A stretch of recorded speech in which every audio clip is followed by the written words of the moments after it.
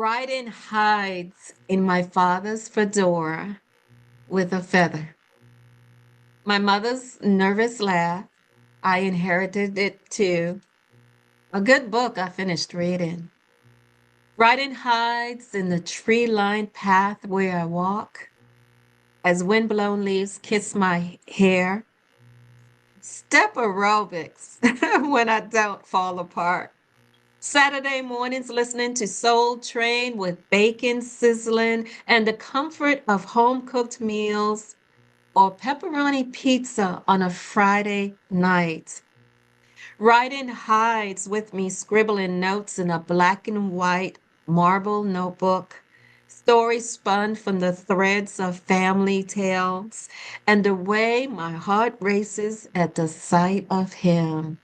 That's where the writing hides. Listen, I am Anne-Marie, host of About This Life.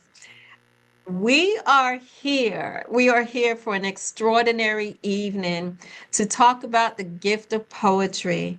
Because About This Life is about taking a look, an introspective look at our innermost selves. And we look at some of the challenges that we go through in this life and we think about how can we overcome, how can we become more resilient, because life is going to go up and down, up and up, down, up and down.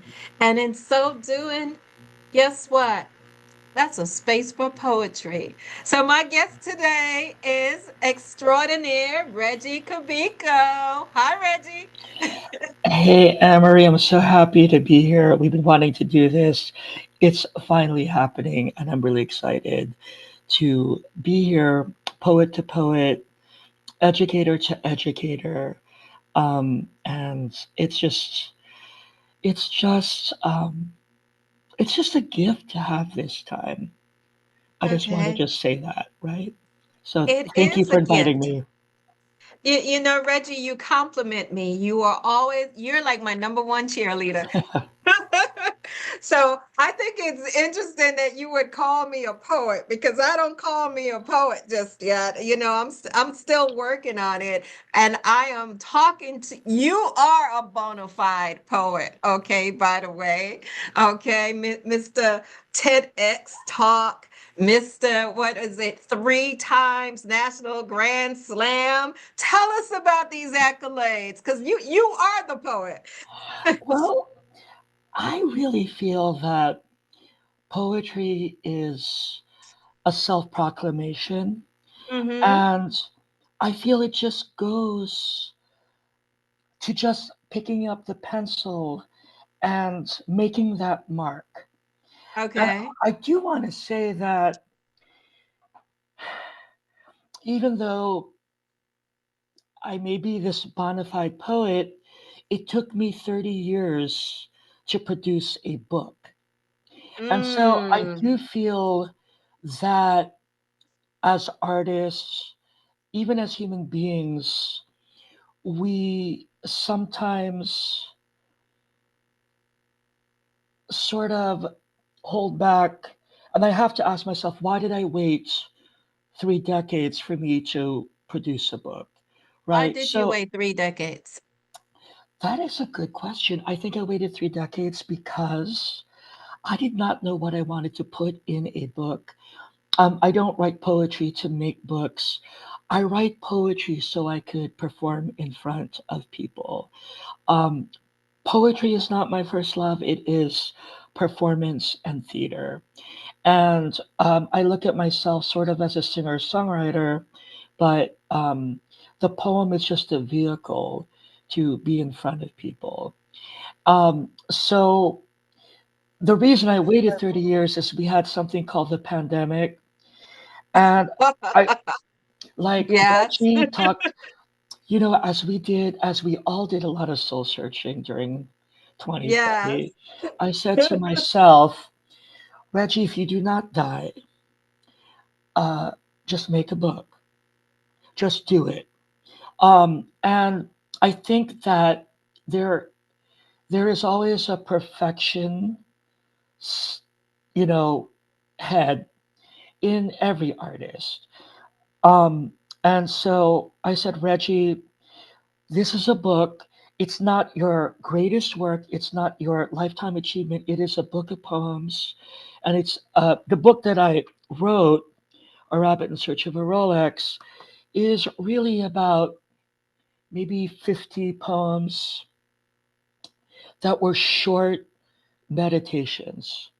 Mm-hmm. And as I was suffering vocal loss during the pandemic, economy and meditation and poetry would keep me alive. So So what do you mean writing, by, go ahead, what do you mean by short meditations? so every day I would try to be aware and think about what is something that is hitting my five senses. So, for example, I have this hinoki soap, and I love the smell of hinoki. And when you smell it, it is unlike anything. So, smelling the hinoki, I closed my eyes and I said to myself, what is the story? What what can come out? And so these poems are no more than five sentences. They could be weird, they could be funny, they could be very serious. And so maybe for this day it was all about hinoki. Another day it was about a croissant. The other day, another time it was about onomatopoeia. Yeah. So it would just be about a concept, and then allow myself to find that. I would also say that during the pandemic, Mm-hmm. um, I would just try to meditate on beauty, and Mm-hmm. what I could find Okay. um, in my life and maybe what's around me. So I think that that was a way of keeping sane. With my best friend, we would go back and forth and just share. Give me like one thing of beauty, a small piece of beauty. We would just go back and forth, sharing the thing of beauty. So I think meditating on the small things and examining, um, like maybe Fiji water.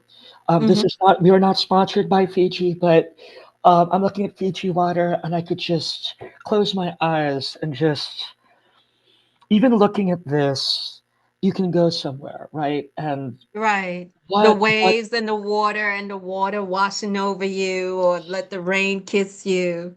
right on the islands and tropical breeze. So I just feel that the imagination is so powerful, and I think that we are only limited by our imagination. I certainly have satisfaction having my poems published in various places and performing in prestigious places, but now having the book, um, I am no longer scared to have a book, and I'm trying to figure out, well, what what do I want to say, and what is, and I think it's very hard when you've been writing for 3 decades. What is going to go in a book? Because the instinct is to put 500 pages in a book, and I think as poets we say, well, I need to have a first book. This needs to be like this. But then there's a point where you just have to let it go. Mm. And, Mm. Mm. you just have to let it go. Like, to Because shake it's it never up. perfect. It's never going to be perfect, right? It, it's never perfect. It's just like the poem. When you write the poem, you like, oh my goodness, I should have said this. I could have put it this way. I think about the vulnerability of it all because I'm like, how much do I want people to know about me? Because there's this tension, Yeah, right? The tension is you want your work out there, you want people to read it and to have some sort of impact, yeah. maybe inspire, encourage. But then on the other side, I feel like, how much of myself do I really want to expose? Because you're like, Yep, yep. Well, I want to say what you just read is a gorgeous poem, and Mm-hmm. it was really evocative of Lucille Clifton's poetry. She Yes. has a poem called "The Good Times," and so the photograph that you gave me of that Mm-hmm. memory, you crystallized it for me, and that is another thing that we do is crystallize. We give people a photograph, and you allowed me to enter into this memory, which which I love you that. invited me into that. And if I when I read your book of poetry, I'm gonna know, Anne Marie. When you read my book, you'll know me a little bit more. And I don't think that you have to expose so much to be a poet, but you do need to find some kind of accurate truth. Mm-hmm. Um, and that is your gospel truth. Your poem is your gospel truth. And that poem was a truthful experience, not a false moment in the poem that you read and in that poem. So, um, this idea of having to wait 30 years or waiting 30 years to finally read your poem in front of an audience, Yeah. right? And look at Emily Dickinson. How much did she Yeah. hide? Why did she hide all of those Mm-hmm. poems? She Mm-hmm. maybe published 10 or not all of what she had. So, you know, On, on that tip, it speaks to the oppression or the liberation yep, of where you are. Because during her lifetime, as a woman, she wouldn't have been encouraged to speak out, because a woman, you're supposed to be quiet.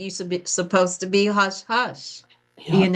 So in that way, poetry allows you to find your voice. It's freedom.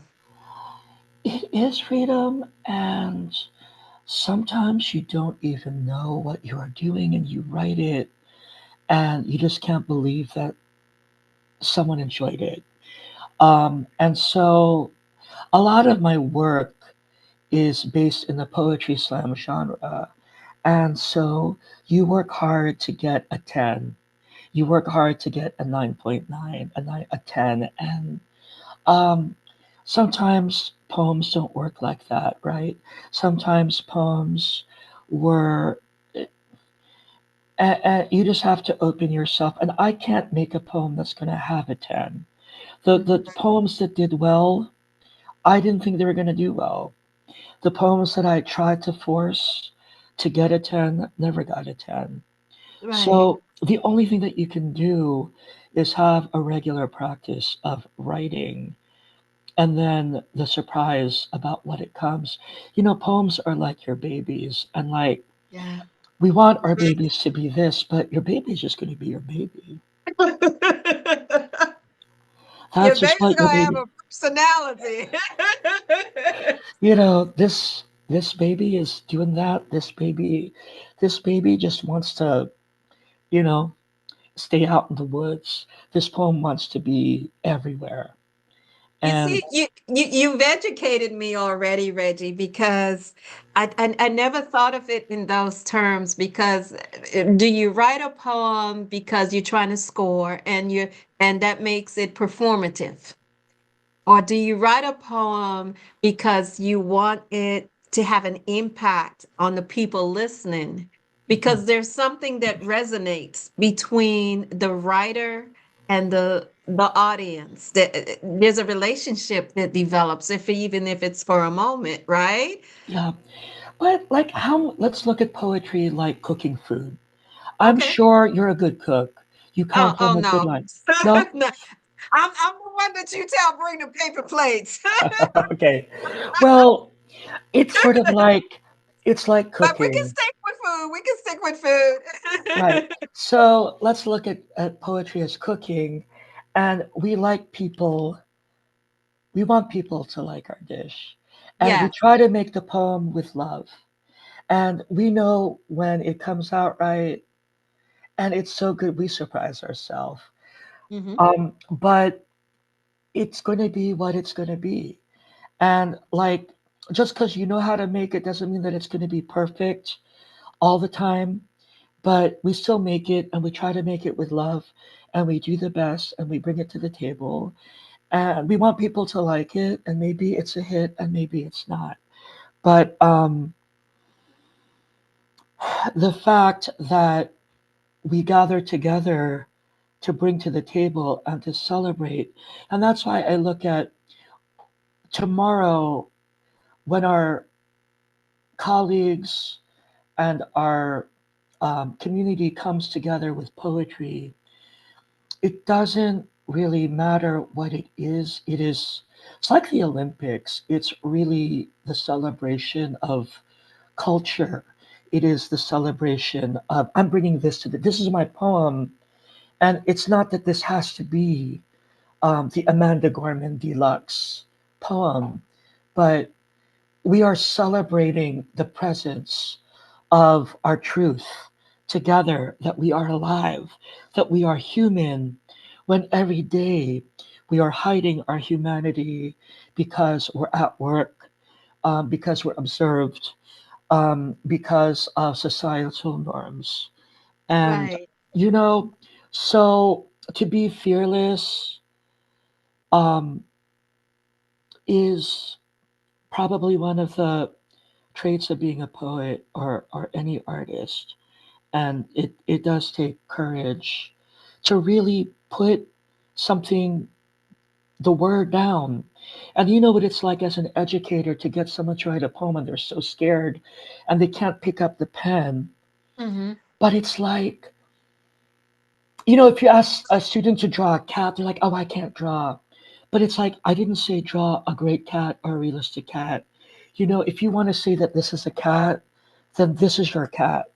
But to have faith and belief is so hard in because we feel that we're not pretty enough, that we're too young, we're too old, we're not experienced. I haven't, I don't have my academic degree in this subject Mm-hmm. matter, but the MFA or the PhD is not going to make you a great poet. It's going to be your practice, uh, the commitment, your determination, your curiosity, your empathy. Um, that's what's going to make you a great poet. And you know, people say talent. To me, talent is really Okay, so superfluous. before you go on to talent, I want to pause here for a moment because I heard you speak about freedom. I heard you speak about fearlessness. Now, for those our audience who's listening, we were talking about a program tomorrow, and the program we're talking about tomorrow is we are bringing together middle school age children in our district, and we are encouraging them to have an open mic at a local eatery because we want them to experience what it is like to read, to perform poetry. So, with that being said, let's bring in the educator part of you, Reggie, because you don't just do this in our district. You do this all over the country. Okay. So you are going here and there, whether in person or online, and you are working with schools across the country, connecting with these young people. Why is that work so important to you? Bread and butter, besides Oh, bread and butter. I go back to Audre Lorde. Poetry is not a luxury. Poetry is survival. Poetry, I think everyone has a poem. Everyone has their story, and they can only say it the way that they can say it. I am not interested in teaching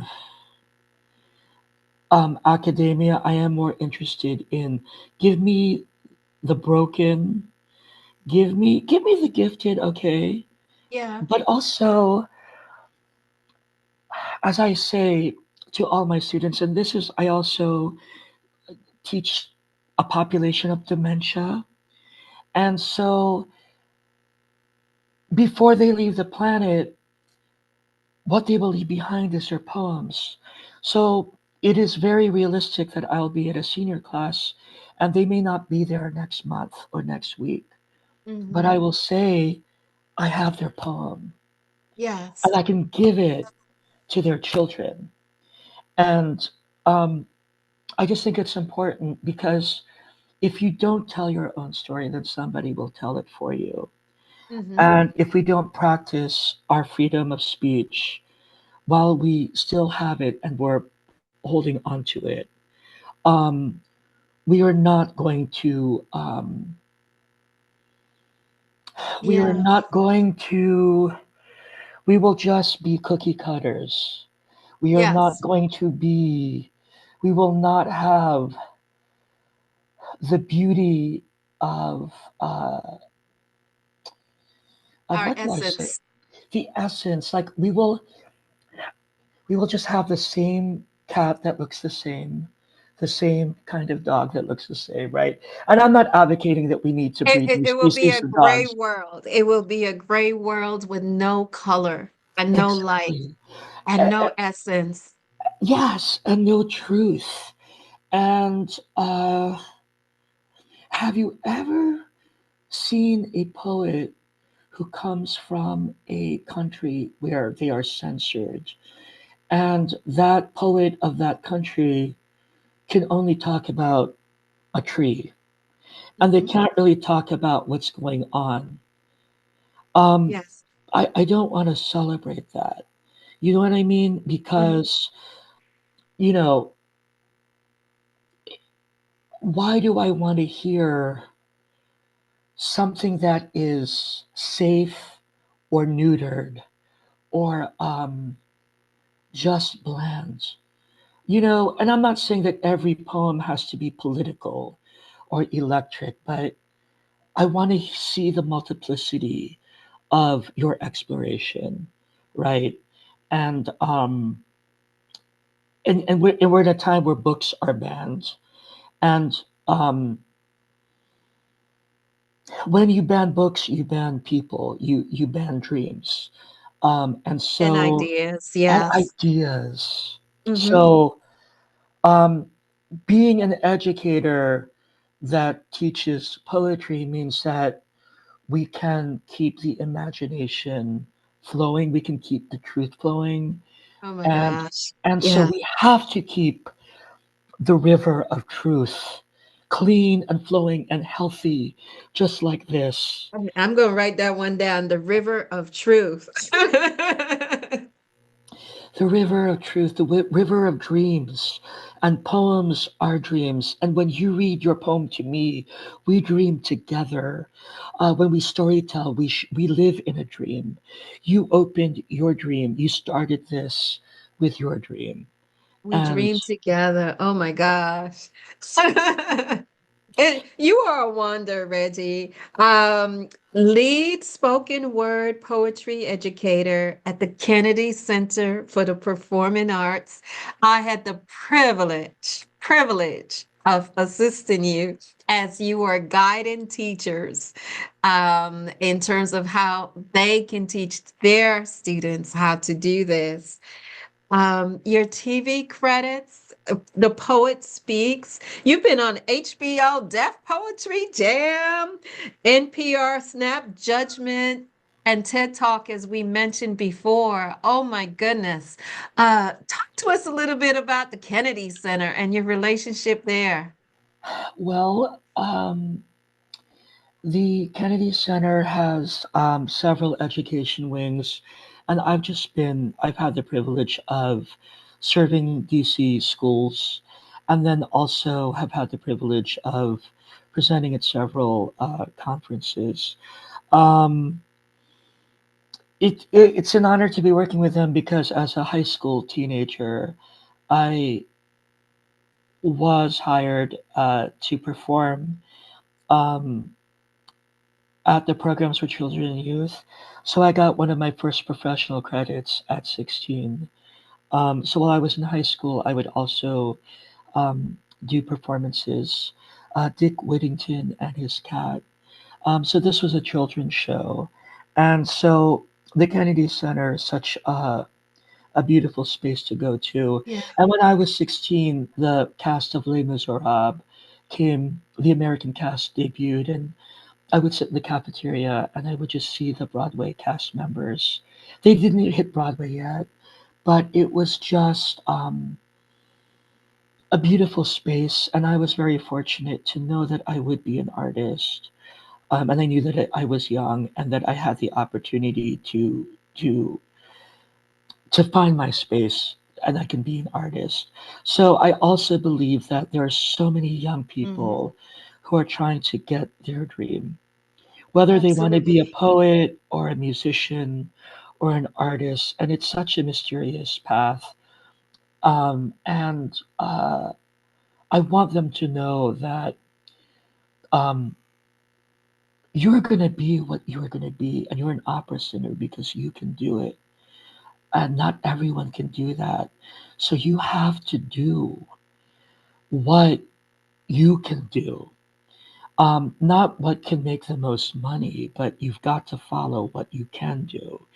Now, I never wanted to be a poet, I just wanted to be a performer. So poetry is something that I discovered late. Now, we might be a filmmaker and all of a sudden our career shifts and we will become a painter or something else. But it's just the journey that we follow, right? Right. And It so, is. and I feel that only we make what we want to be. And I cannot wait for someone else to publish my book. Even though a press did publish my book, I can't wait for a Hollywood person to cast me, right? If I want to make a movie, I can make the movie. We're at a point where the tools are there. If we want to make a film, we can make a film. If we want to publish our book, we can publish a book. If we want to start a magazine, we can start our magazine. And so I just feel that if we wait for permission or we wait for other people, then we're never going to be that. Right. And so Can you read something from your book for us? um, yeah, let me just what I would like to do, and then my Zoom shifted. So let me just see my No view. worries. No worries. Let me get to. Okay, this is better. Let me get to view.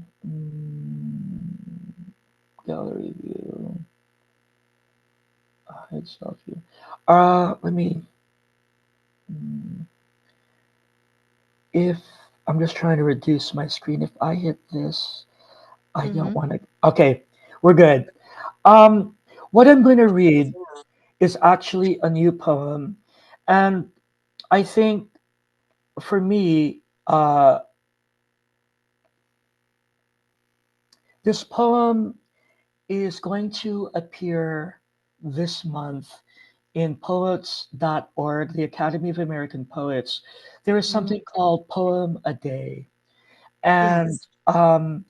I am honored and privileged to have this poem in Poem a Day. So let me just tell you a little bit about the poet's life. I got a call that said, send 3 poems now for Poem a Day. Hmm. We're considering your work. And I am nervous because like, it has to be an unpublished poem. And I'm like, I have 1 hour to search and I have to send 3 poems. And Poem a Day, like millions of people around the world read this.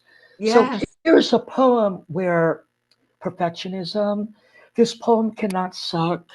It's got to be good. I don't know what I can pull out in an hour. So I looked, and this is the poem that I wrote. It's called Morning After the Election. And as Mm. you and I know,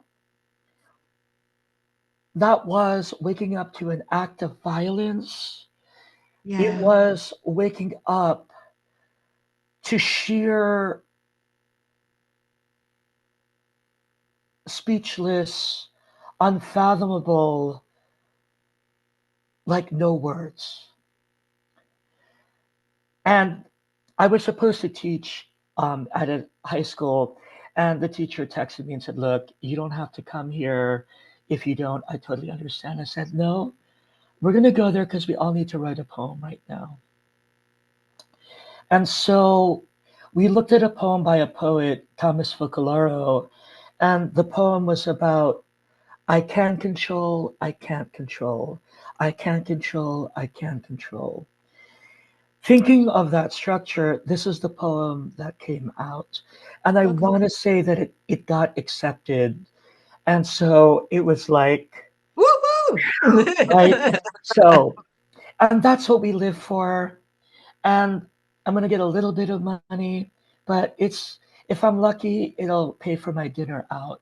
But that's not why That's I not wrote why we do poetry, right? it. We do it because we have our gospel truth that needs to be heard. So if I could read this, and this is the first time that it's been read publicly Oh, like this, so okay. you get the first reading debut right here in this podcast. On about this life. On About This Life, you heard it here first. Morning after the election, Mm. I can't control the vanishing of bees, but I can control the honey I swallow to soothe the vocal cords. I can't control third grade boys bully tumbling as if the classroom were a mosh pit, but I can remember rolling on hills with boys being the bully. I can't change my major from theater to global peace, but I can write similes of serenity and poetic sermons in temples of matrimonial fanfare. I know the bombs, the explosives, and Molotovs are overhead, and I cannot control the lottery, the multiverses, and tomorrow's astrology. But whatever tarot card I pick, or what gets thrown at my face, hangman or fallen towers, I can express my weathering emotions. To Mm. sing while hoarse, to control air placement, to find the register, the right amount of air to pass through my throat.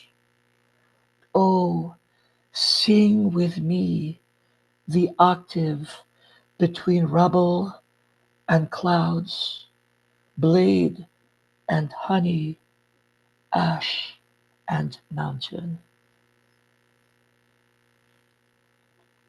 You mentioned honey a couple of times. Give me the line again at the beginning. The Um, first time you mentioned honey. yeah, I can't control the vanishing of bees, but I can control the honey I swallow to soothe the vocal cords. The honey I swallow. So literal and metaphorical.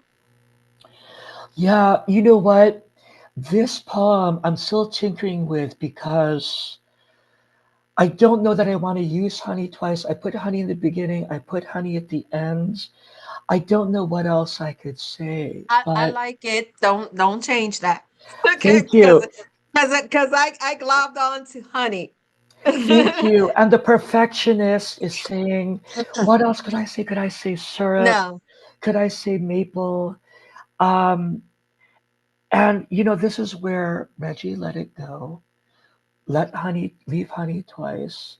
You have honey in the beginning and you place honey at the end. And I've been thinking a lot about honey because honey never spoils. It can stay for centuries. It Hmm. does not rot. Honey soothes inflammation. Honey has medicinal benefits.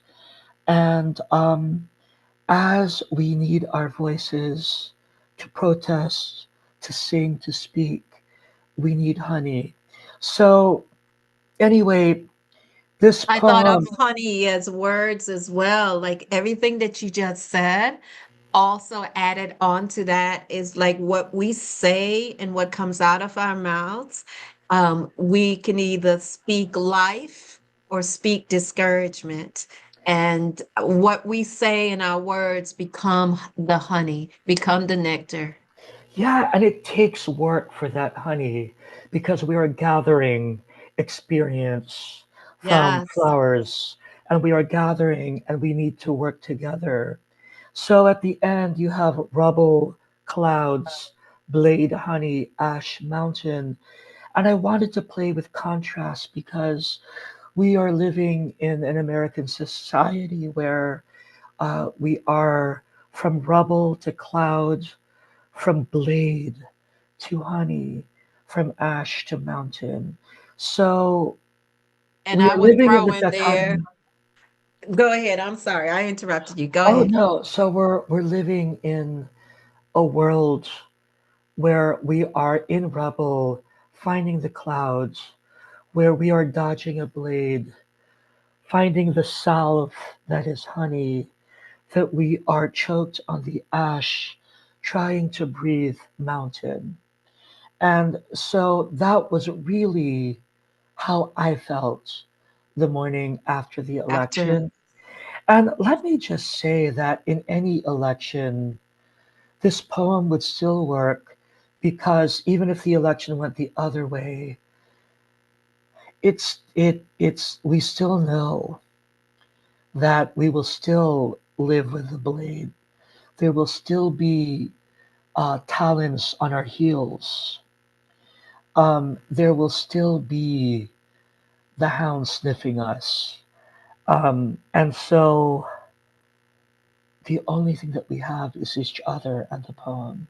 So this is a poem that will be, I don't know when it will air, but you will find it on poets.org.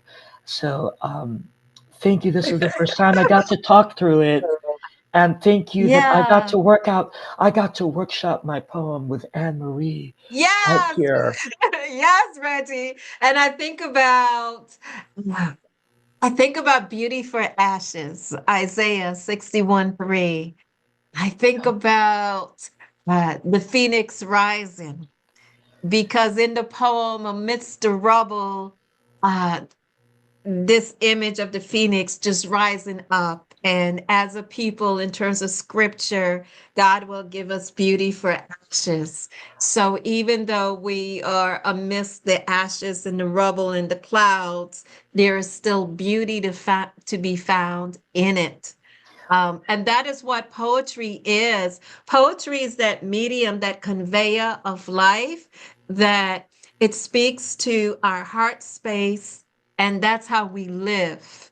And so we make human connection through poetry. And the ash is the baptism. As a Catholic, it's sort of the Ash Wednesday and the Yes, symbol of baptismal and blessing from here, the ashes, right?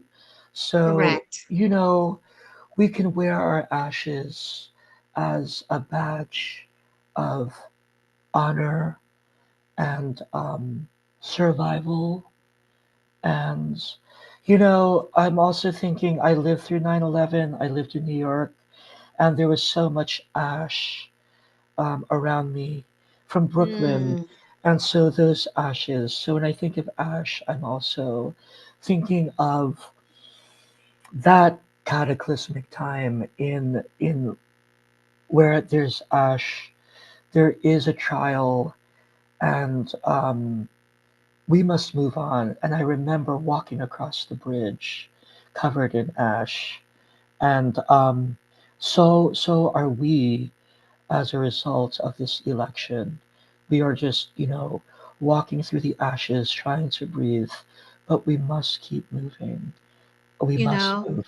only a Reggie Cabico could make that correlation of ashes between the literal ashes from 9/11 and the ashes in terms of our country being in turmoil. Um, But oh isn't my that, gosh. but this That is that's what the poets, movie. That's the movie. That's the movie. That is it. But that's what poets do. That's the We find, connection. we are, we are we are metaphor seekers. We are metaphor deliverers, right? Yes. That's all. That's all that we can do. We must speak in truth. And, and if It's a we, kind of, go ahead. I no, keep no, go ahead. interrupting you because I'm getting excited, but No, go ahead. no, go ahead, go ahead, go ahead. I was saying it is a certain way of seeing. And when I mean seeing, I can see a human form in front of me. I see a face, a body, right? I can see someone else, but it's like I can see inside somebody's soul.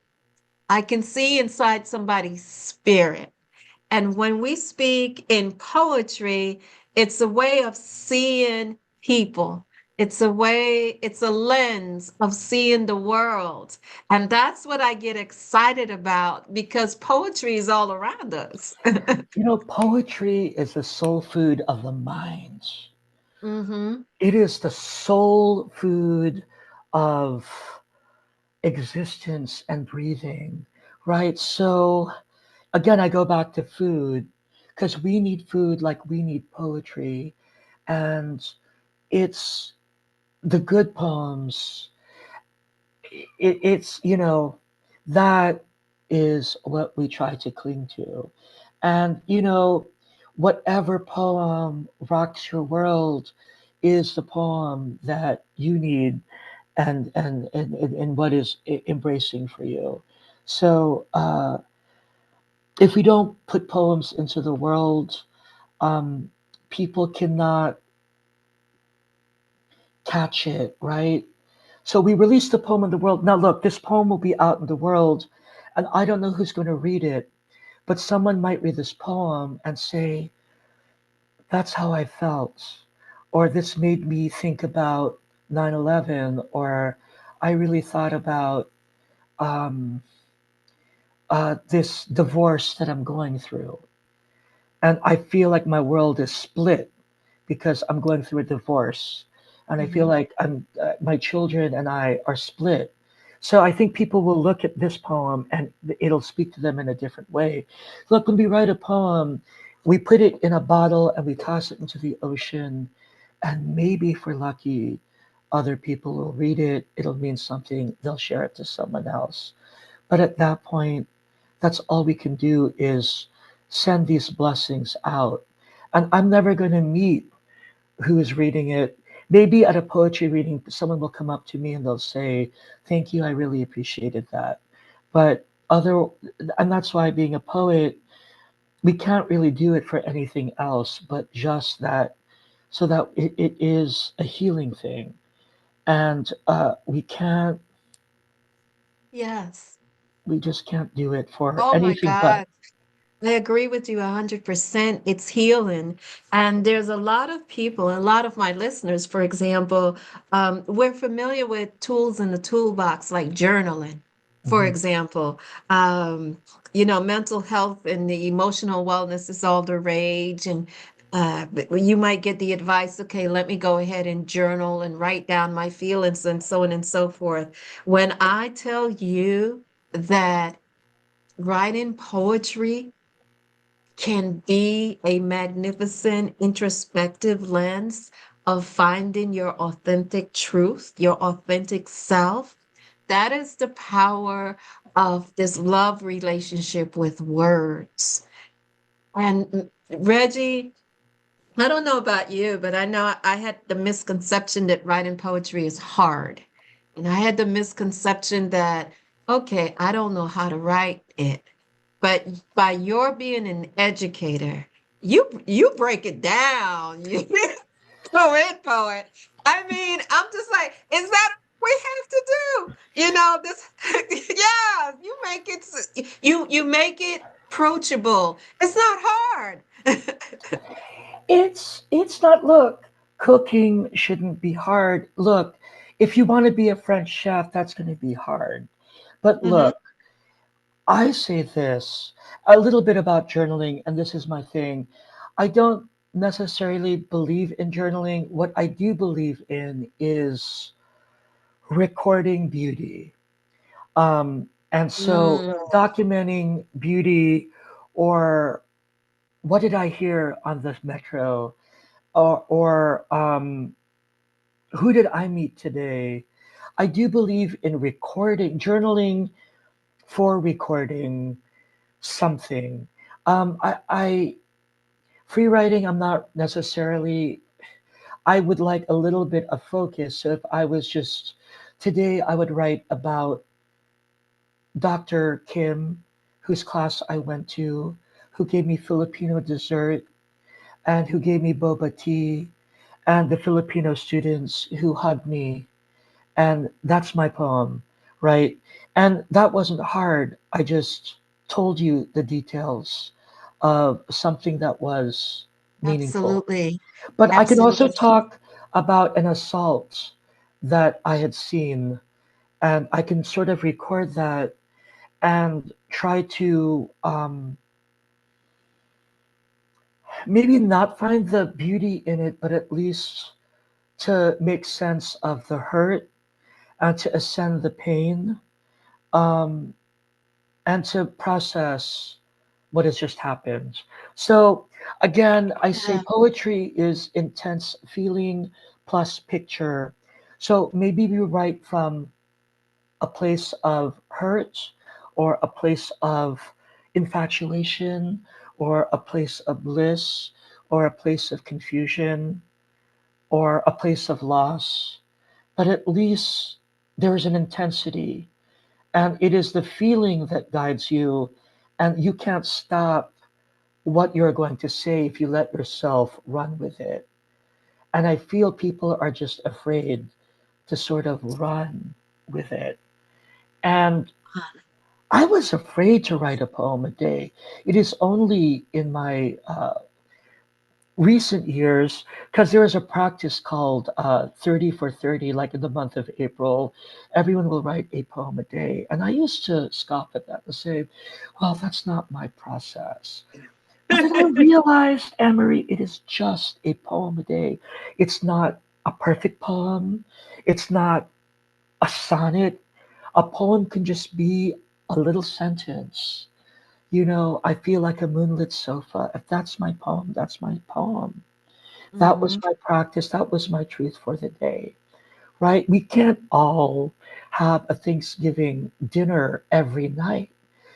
Sometimes it's going to be a casserole. Sometimes it's just going to be a peanut butter sandwich. So, Or a bowl of cereal. or a bowl of cereal, right? But, you know, but by writing a poem a day, you're going to surprise what came out. And like maybe the first 10 will be sort of but then maybe on the 11th day, you're like, oh my gosh, I just love this one. I think I Yes, love this poem. So again, if you keep writing, if you write at least maybe five might survive, right? And then the other ones I love looking back on because I'm like, oh, I don't even know what I was talking about. But, and maybe that poem got burnt, or maybe that was too salty, but I tried it and I or wrote. maybe it wasn't time. That poem is not time. Like, I've had this experience where you write and you just let it sit, and maybe in a year or 2 years or 3 years, then it's time. And then you It, get that line, and then you look back at it and like, that was a good poem. What was I thinking? So, I don't mhm. know if people do a crossword puzzle a day. I play Wordle and I play Connections on the New York Times. And it's sort of like my partner is like, oh, I'm not good at the game Connections. You get 16 words and you have to group them. And I told my partner, don't give up just because you didn't get it. Do it again. Try it. Don't give up. You know? And I feel like you keep writing, you get better. And Um, better. and you keep reading, you also get better. You can't write better unless you also read. So if you want to write poetry, keep reading poetry. Do Absolutely. poets.org. right? Read Anne Marie.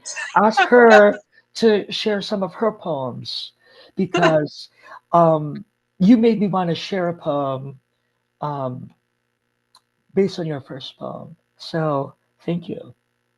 Well, thank you. Thank you. You have blessed me. Now, before we go, I want you to talk about, you mentioned New York a lot of times. You have roots in New York. And you are now, are you interim director or director? You head up the tribes. Tell me about Yeah. the tribes. Give me the proper So name. if you go to tribes.org, a gathering of the tribes is it's an arts organization that was started in 1991 by a blind professor named Steve Cannon and his apartment, which was diagonal from the Nuyorican Poets Cafe.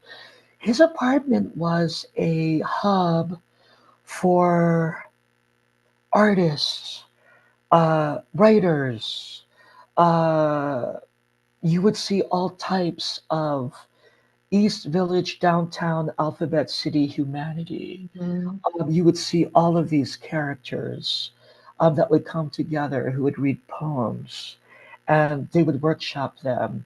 So it became this informal salon where Entezaki Shange and Jessica Hagedorn, Ishmael Reed, Victor Hernandez Cruz, Miguel Algarin, some of Yes. these historical iconic artists would gather. David Hammond's a visual artist. So I have taken on the responsibility of trying to find voices. Most recently, I had some DC poets perform at the Portrait Gallery for James Baldwin's birthday. Imagine Um, that. Mike is a poet, Anne Marie read. Thank you. Um, Yes, I was there. see Alexandria Bernard Tubb. So, like to me, that was probably, and I'm still, they still say, wow, that was probably one of the best readings that ever existed at the Portrait I, Gallery.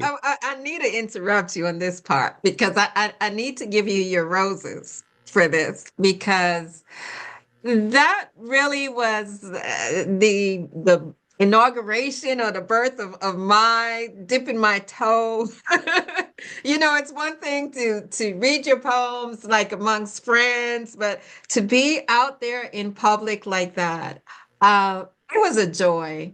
It was so fun. How And did you. how did you do it, Anne Marie? And I'm talking about that was probably one of the first professional stages for you to step on. And Yes. so, um, how do you, because you're always a speaker as an educator, and so I'm wondering if you used that part of you that is the educator that is in front of the class in order to center yourself. So I'm just wondering, how do you center yourself before a space like that? Right. In terms of my process, I think it's a combination. In terms of the content, I'm always told, I'm like praying, Holy Spirit, come that fall fresh on me because I'm just like, give me the words, Holy Spirit, give me the words. And Right. then you start writing and there's a flow. It's like you open the faucet and there's a little stream coming out and then it comes out full blast. My process in terms of projection, in terms of confidence, that definitely comes from my years as an educator and being accustomed to doing that. What I would love is, when I think about my future and moving forward, on stages, that is one of my dreams. That is one of the things that I would love to do. So And thank you for asking. and I think that you're on the path to doing that because again, um, as a poet, I know that I offer a service. And the service is reading poems, and reading my poems is the service. And I feel that you gave the gift and the poem that you wrote, which was for your son, I believe. Yes. And Yes. when you wrote the poem, you can't think, okay, I have to read this at the portrait gallery. I have to write a poem that is just going to be worthy in a space of an institution that is support. You just gotta just live Yes. there. And if you think about it, you just got to go into the drama. You got to like close your eyes and go into the portal. What did you want to say to your son? What do you want to say? Not what do you want to say to your son with people looking, but Correct. what do you want to say honestly? And when you're shooting a film, you can't think that there's a camera people there. You just got to live in it. You got to Yes. be in the moment. If you're dancing in front of someone, you can't think, oh, what is that person thinking? You just got to just move with the beat. And you Okay. can't you just got to move with the beat. You just got to I'm going to say something here. Writing is an improvisation, performance. It is sort of like having sex. Yes. You can't think about it. You have to just be in it. You don't know what's going to happen. You can't control it. You just got to roll with it. Um, and sex is a kind of creation. It is an Mhm. improvisation, and that's what it's going to be. You And it can't. has beauty in it. There is There's beauty. beauty. There's form. There's the five senses. Um, and you just have to be in it.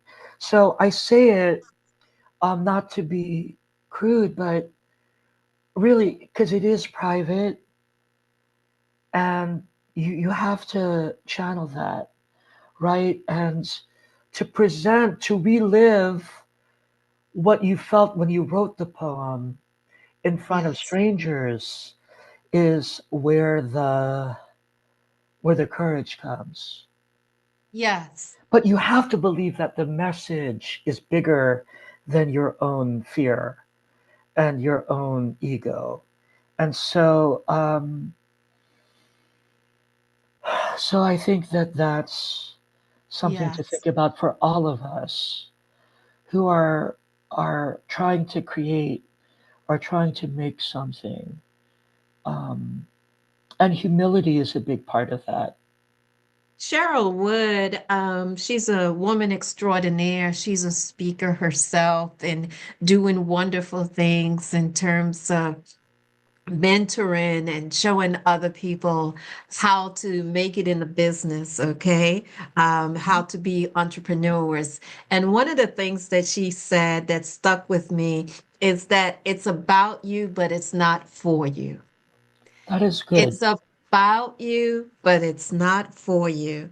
And so that sticks with me because when you write those poems, and I write short ones too, and I write ones in terms of, the person whom I was dating.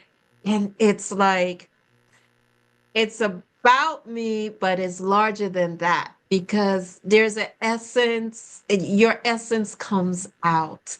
Your innermost being comes out in a way that's vulnerable and that's authentic. So it's a beautiful healing process. Mr. Reggie Cabico, how do people get in touch with you? How do people find you and tell us the name of your book one more time? One more time, it's called A Rabbit in Search of a Rolex. Day 8, DAY 8. They are a phenomenal literary organization that supports. There's a magazine called Mid Atlantic Review. We do readings. I've done workshops for them. So check them out.